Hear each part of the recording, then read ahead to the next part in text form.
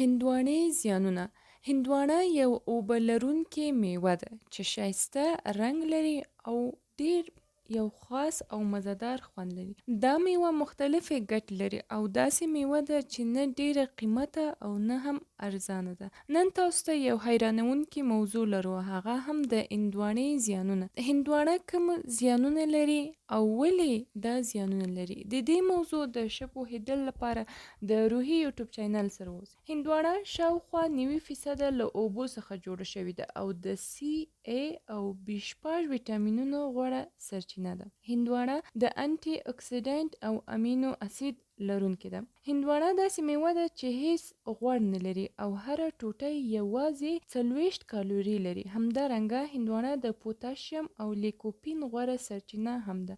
لیکوپین یو مغذي ماده ده چې په ځانګړي ډول په سرو میوه لکه هندواڼه او سبو په ځینو ډولونو لکه رومي بانجان کې شته. دغه مغذي ماده د دې ترڅنګ چې زړه روغ ساتي، هډوکي پیاوړي کوي، د پروسټات د سرطان مخنیوی هم کوي. هر څومره چې هندواڼه پخه او سره وي، په هغه کچه یې لیکوپین هم زیات وي. په معمولي ډول په یو هندواڼه کې له 15 څخه تر 20 ملي ګرامه لیکوپین وجود لري.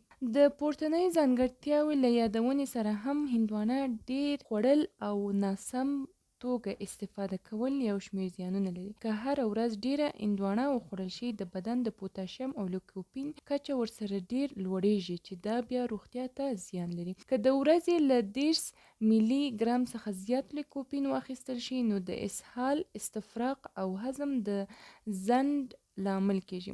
همدارنګه د هغه خلک چې د بدن د پوتاشیم کچه یې لوړه ده، باید د ورځې له یو ټوټې ډېره هندواڼه ونه خوري. د هندواڼې هره ټوټه نږدې 140 ملي ګرام پوتاشیم لري. د پوتاشیم کچه لوړېده د زړه ټکان ډېروي، چې د زړه د ټکان ډېروالی روغتیا ته ډېر زیان لري. د زړه ناروغۍ رامنځته کوي او عضلې کمزوري کوي.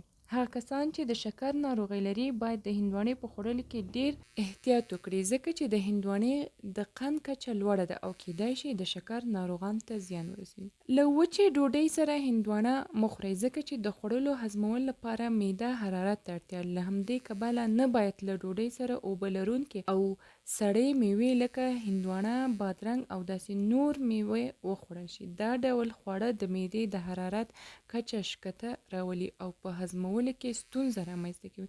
همدارنګه خواړه ډېر وخت په معدې کې پاتې کېږي. په دغه حالت کې بدن د هندواڼې څخه هیڅ ډول ګټه نشي پورته کولی. دا باید ووایي، د هندواڼې د اخیستلو پر مهال کوشش وکړئ تر ټولو څخه سره هندواڼه وټاکئ.